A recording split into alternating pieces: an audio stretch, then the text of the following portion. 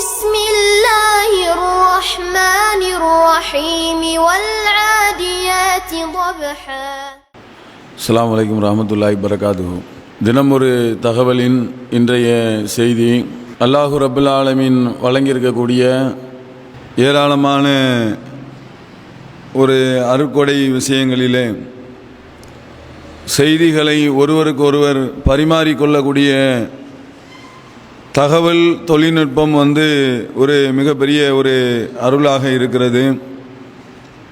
அந்த தகவல் தொழில்நுட்பத்தை சரியான முறையில் பயன்படுத்தாதவர்களுடைய நிலையை பற்றிய ஒரு செய்தியைத்தான் இன்று ஒரு தகவலிலே நாம் பார்க்க இருக்கிறோம். ஒருவருடைய செய்தியை மற்றவருக்கு எடுத்துச் சொல்லக்கூடிய ஒரு வழிமுறை இன்றைய காலகட்டத்தில் வேகமாக வளர்ந்து வருகிறது. அதில் ஃபேஸ்புக் என்றும் ட்விட்டர் என்றும் அதுபோல வாட்ஸ்அப் என்றும் இன்னும் பிற ஏராளமான இணையதளங்கள் மூலியமாக செய்திகளை எடுத்துச் சொல்லக்கூடிய ஒரு நிலை என்பது வேகமாக அந்த செய்திகள் சென்றடைவதற்கு இது ஒரு வாய்ப்பாக இருக்கிறது. உலகத்தினுடைய எல்லா பகுதியில் உள்ள மக்களையும் இலகுவான முறையில் சந்திப்பதும் அதன் மூலியமாக பேசிக்கொள்வதும் தங்களுடைய விஷயங்களை பரிமாறிக்கொள்வதற்கு இது ஒரு உகந்த நிலையில் இருக்கக்கூடிய இந்த செய்தியை முறையாக பயன்படுத்துகிறார்களா என்று பார்த்தால் அதனுடைய பல்வேறு விதமான தகவல்களை பார்க்கும்போது ஒரு தவறான செய்திகள் கூட முறையற்ற நிலையில் பரிமாறக்கூடிய நிலையை நம்ம பார்க்க முடிகிறது.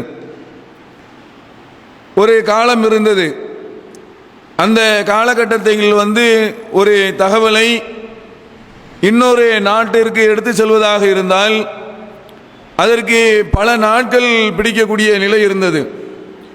அது வேறு வேறு பறவைகள் மூலியமாக, ஒற்றர்கள் மூலியமாக, அதுக்குன்னு செய்தியை கொண்டு சேர்க்கக்கூடியவர்கள் மூலியமாக இருந்த காலங்கள் மாறி வேகமாக, விவேகமாக, வீரியமாக போய் கொண்டிருக்கக்கூடிய இந்த நிலையில் அந்த செய்திகள் எப்படி பரவுகிறது என்று சொன்னால், நல்ல செய்திகளை எல்லாருக்கும் கொண்டு போய் சேர்க்கலாம், தப்பு கிடையாது.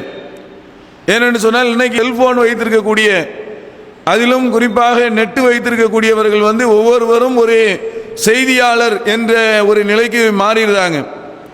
வீடியோ அதில் பதிவு செய்கிறாங்க, ஃபோட்டோக்களை அதில் போடுறாங்க, அதே மாதிரி ஏராளமான டெக்ஸ்ட்டுகளை போடுறாங்க, நிறைய நியூஸுகளை எடுத்துகிட்டு போடுறாங்க. அப்போ பெரிய அளவில் ஒரு செய்தி சேனலாக இல்லாட்டா கூட யார் இந்த துறையில் இந்த மாதிரியான மொபைலை பயன்படுத்துகிறார்களோ எல்லோருமே ஒரு சின்ன அளவில் ஒரு மீடியாவாக தான் இருக்கிறாங்க. ஆனால் அந்த மீடியாவில் சொல்லக்கூடிய செய்திகளை பார்த்தால் ரொம்ப ரொம்ப மோசமான செய்திகளும், அது மாதிரியாக தேவையற்ற செய்திகளும், ஏற்கனவே வந்த செய்திகளும், பல வருடங்களாக நடந்த செய்திகளும், நடந்து முடிந்து மௌத்தான செய்திகளும், இதுபோல செய்திகள் தொடர்ச்சியாக வந்து கொண்டிருக்கிறது. அதாவது இன்னைக்கு நடக்கக்கூடிய செய்தி மாதிரி. இப்போ உதாரணத்துக்கு ஒன்று சொல்வதாக இருந்தால், அதாவது தூத்துக்குடி மாவட்டம் கோவில்பட்டி என்ற ஒரு ஊரில் உள்ள ஆர்கேஆர் பள்ளிக்கூடத்தில் ஒரு மிகப்பெரிய அந்த பள்ளிக்கூடத்தினுடைய வாகனம் ஆக்சிடென்ட் ஆகிவிட்டது. அதில் 30 சிறுவர்கள் பலியாகிவிட்டாங்க, அவர்களுக்காக துவா செய்யுங்க அப்படிங்கிற ஒரு செய்தி இன்று கூட போய்கிட்டு இருக்குது. நேற்று பார்த்தீங்கன்னா நிறைய இடத்துல போய்கிட்டு இருக்குது, வாட்ஸ்அப் மேட்டரா போய் கொண்டு இருக்கிறது. இந்த சம்பவம் 30 குழந்தைகள் இறந்தார்களா, இந்த சம்பவம் உண்மையிலே நடந்ததா என்று சொன்னால் இதை நம்ம நெட்டில் தேடி பார்த்தால் அது 2010 தினமலர் செய்தி ஒன்று வெளியிட்டிருக்கிறாங்க. அதாவது 2010 ஆகஸ்ட் மாதம் 25 அந்த செய்தி வெளியாக இருக்கிறது. அவங்க என்ன போட்டிருக்காங்கன்னு சொன்னால், என்ன விடுறாங்கன்னா, இந்த மாதிரி ஆர்கேஆர் ஸ்கூலில் ஆக்சிடென்ட் ஆகி 23 பேர் பலியாயிட்டாங்க, 15 பேர் படுகாயம் அடைந்திருக்கிறார்கள் என்கிற மாதிரியான ஒரு செய்தியை 2010 ஆரம்பத்தில் போட்டிருக்கிறாங்க. அதை அது பரவிக்கிட்டே இருக்குது. அப்போ என்ன நிலைன்னு சொன்னா, அப்போ மெசேஜில் தான் போயிட்டு இருக்குது. அதாவது 2010 எல்லாம் மெசேஜில் போகுது. அப்போ எல்லாரும் ஃபோன் பண்ணி கேட்குறாங்க, என்ன ஆர்க்கு ஸ்கூலில் என்ன ஆக்சிடென்ட்டு அப்படின்னு கேட்டால் அப்படிலாம் ஒன்றும் கிடையவே கிடையாது, நடக்கவே இல்லை. நடக்காத ஒரு செய்தியை போட்டு விடுறாங்க. அது 8 மாசமா பரவிக்கிட்டு இருக்கு. அப்போ 2010 ஆகஸ்ட் மாசத்துல அவங்க பத்திரிகையெல்லாம் இது பொய்யான செய்தி, இதை நம்பாதீங்க அப்படின்னு வெளியிடுறாங்க. அந்த நேரத்தில் இன்னொரு செய்தி வெளிவருது, 30 குழந்தைகள் இறந்துட்டாங்க, 15 பேர் படுகாயம். அப்ப இந்த 2 செய்தியுமே தகவல்னு சொல்லி 2010 அந்த தகவல் வெளியாயிடுச்சு. ஆனா 2010 இருந்து திரும்ப பாருங்க, 2011, 12, 13, 14, 15 சொல்லி இன்று வரைக்கும் அது வாட்ஸ்அப்லையும் பேஸ்புக்லையும் ட்விட்டர்லையும் மற்ற எல்லா இணையதளங்கள்லையும் போய்கிட்டே இருக்குது. நம்ம மக்கள் துவா செய்யுங்க, ரத்த தானம் கொடுங்க அப்படின்னு சொல்லி அது மாதிரியான ஒரு தகவலை பரப்பிக்கிட்டே இருக்கிறாங்க. அதில் ஒரு நம்பரும் போட்டிருக்கிறாங்க. நம்பருக்கு போன் போட்டால் அது சுவிட்ச் ஆஃப். அப்போ இத்தனை வருடங்களாக ஒரு செய்தி பரவிக்கிட்டு இருக்குது. அப்போ செய்தி நம்மகிட்ட வந்துச்சுன்னு சொன்னால் அந்த தகவலை சரியான முறையில் ஆய்வு பண்ணி நம்ம வெளியிடுறத நம்மளுடைய கடமையாக இருக்கணும்.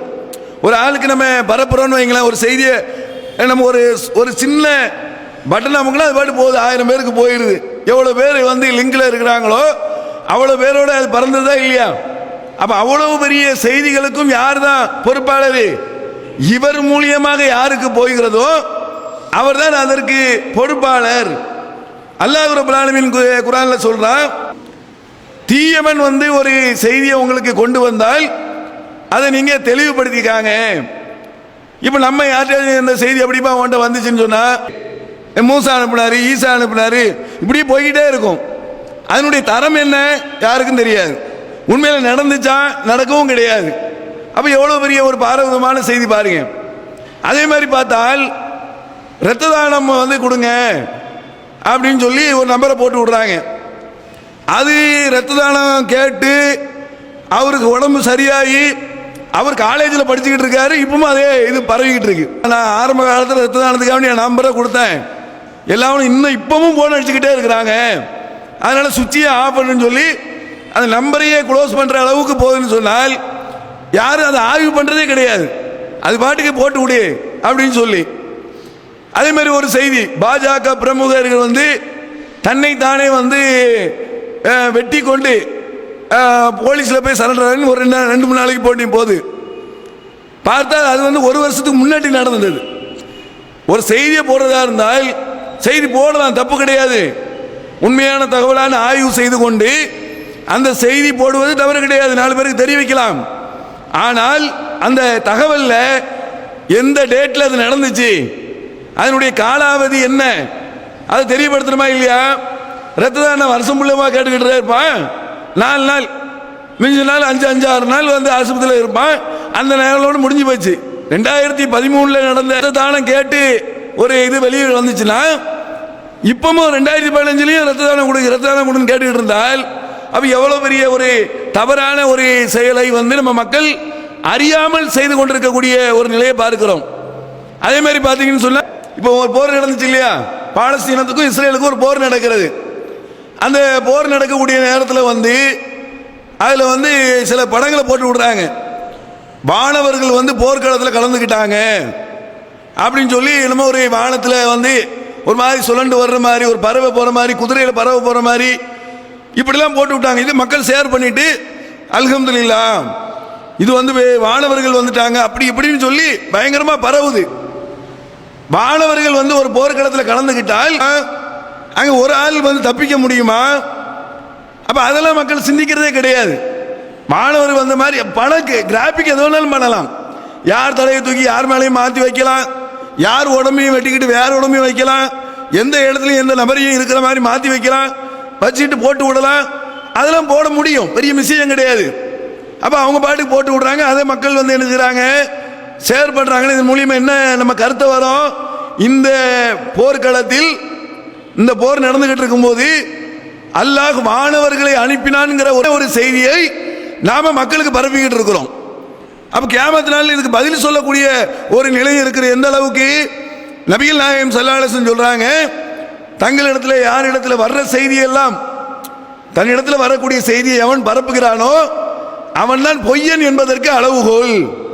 பொய்யன்னா யாருன்னா தான் கேள்விப்பட்டதெல்லாம் பரப்புறான் பாருங்க, அவன் தான் பொய்யன். கொஞ்ச நாள் முன்னாடி என்னன்னு சொன்னா, சவுதி அரேபியாவில் ஒரு குதிரை மலை, அப்படி குதிரை ஒன்று வானத்தில் பிறந்து போற மாதிரி ஒன்று காட்டுறான். அது கொஞ்ச நாள் பரவிக்கிட்டே இருக்குது, வானத்தில் குதிரை போகுது அப்படின்னு சொல்லி அது எல்லா பக்கமும் பரவிக்கிட்டே இருக்குது. அதுக்கு பிறகு பார்த்தா அது ஒரு பொம்மையை வச்சுக்கிட்டு அவன் கிராபிக் எடுத்ததையும் அது ரெண்டாவது போட்டு விடுறான். அப்போ இது மாதிரியான செய்திகள்.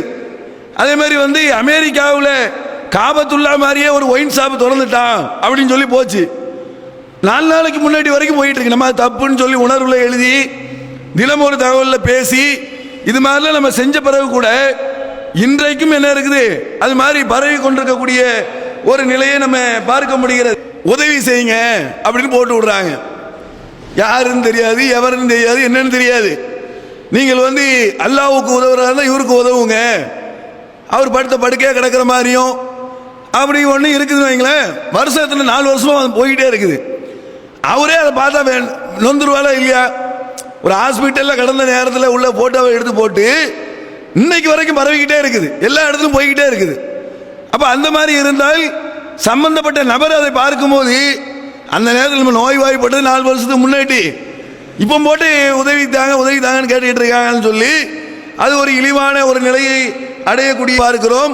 அந்த தகவல் வந்து ஆய்வு செய்யப்பட்ட தகவலா, உண்மையான தகவலா, சரியானதானா அப்படின்னு சொல்லி அதை பரப்பக்கூடிய நிலையை ஏற்படுத்தணும். அப்படி இல்லையா அதுக்கு நம்ம தான் பொறுப்பாளர். ஒரு ஆளுக்கு பரப்பி விட்டு அவன் எவ்வளவு பேருக்கு பரப்பி விடுறானோ அதுக்கும் நமக்கு தான் பொறுப்பாளர். நாம நிறைய பேருக்கு அந்த செய்திகளை தகவலை பரப்பி விட்டால் அதுக்கு நம்ம தான் பொறுப்பாளர் என்ற ஒரு நிலையை கருத்தில் கொண்டு தகவல்களை சரியான முறையில் நம்ம கொண்டு போய் சேர்க்க. நம்மளும் ஒரு செய்தியாளர் மாதிரியான ஒரு நிலைக்கு வந்துருந்தோம். அப்போ நாம ஒரு தகவலை பிறருக்கு அனுப்புவதாக இருந்தால் சரியா அனுப்பணும். அதே மாதிரி பாருங்க, நம்ம டிஎன்டிஜே நியூஸ்ன்னு ஒன்று ஆரம்பித்து அதன் மூலியமாக செய்திகளை நம்ம போட்டுட்டு வரோம். அப்போ டிஎன்டிஜே நியூஸ்ன்னு சொல்லி ஒரு வாட்ஸ்அப் நம்பரை போட்டுவிட்டு அதில் வந்து நீங்கள் உங்கள் கிளைகளில் நடக்கக்கூடிய முக்கியமான செய்திகளை ஒரு 3 நிமிஷத்துக்குள்ள வரையறுத்து நீங்கள் அதில் போடுங்க அப்படின்னு சொன்னால் அதில் என்ன திரும்ப போடுறாங்க, அஸ்ஸலாமு அலைக்கும் அஸ்ஸலாமு இல்லை யாரோடைய பயானாவது செய்திகளை போட்டு விட்டு ஒரு நாளைக்கு 200-300 வந்து கிடக்குது. அந்த 200-300க்குள்ள தான் உண்மையான செய்தியும் இருக்கும். இப்போ 200-300 ஓப்பன் பண்ணி பார்க்கறதுக்கு 1 மணி நேரம் 2 மணி நேரம் ஆகுமா இல்லையா? ஒருத்தர் செய்தியை வந்து செய்தி இருந்தால் அனுப்பணும், இல்லைன்னா அனுப்பாமல் பேசாமல் இருந்துடணும். ஆனால் 500 செய்திகள் வருது, செய்தியில் 1 மட்டும் தான் உண்மையான செய்தியாக இருக்கும், இதெல்லாம் வந்து அவங்க தேவையற்ற செய்தி அனுப்புனாங்கன்னு சொன்னால் நேரமே வீணடிப்பு தானே. onlinebj.com சொல்லி ஒரு வாட்ஸ்அப்பில் ஒரு இதை ஓப்பன் பண்ணி அதில் தகவல்களை போட்டு விடுறோம். அதில் முகப்பில் என்ன போட்டு விடுறாங்கன்னா, டெய்லி வந்து முக்கியமான தகவல்களை இந்த வாட்ஸ்அப் வழியாக மக்களுக்கு தெரியறதுக்காக வேண்டி தலைமையின் மூலியமாக இதை போட்டு விடுறோன்னு சொல்லி போடுறாங்க. அதுக்குள்ளே புகுந்து அதில் அவங்க நினைச்ச செய்தியெல்லாம் போட்டுக்கிட்டு இருக்கிறாங்க. தலைமையினுடைய செய்தியை போடுறதுக்கு அதை ஓப்பன் பண்ணியிருந்தா இவங்க அஸ்ஸலாமு அலைக்கும் என் நம்பர் உங்களுக்கு எப்படி கிடைச்சதுமோ பேசிக்கிட்டு இருக்க மாதிரியான ஒரு நிலையெல்லாம் வந்து அதில் உருவாக்குறதுனால மக்கள் வந்து ஒரு நல்ல செய்தியை கொண்டு போக முடியாத ஒரு சூழல் உருவாகக்கூடிய ஒரு நிலை இருக்கிறது. இதை கவனத்தில் வைத்து தேவையற்ற செய்திகளை நம்ம தவிர்த்து கொண்டு தேவையுள்ள செய்திகளை நம்ம ஆழமாக ஆய்வு செய்து பிறருக்கு எடுத்துச் சொல்லக்கூடிய ஒரு நிலையை நம்ம உருவாக்கி கொள்ள வேண்டும் என்பதுதான் இன்று ஒரு தகவலுடைய செய்தியாக இருக்கிறது என்பதை கூறி முடித்துக் கொள்கிறேன். அஸ்ஸலாமு அலைக்கும் வரஹ்மத்துல்லாஹ்.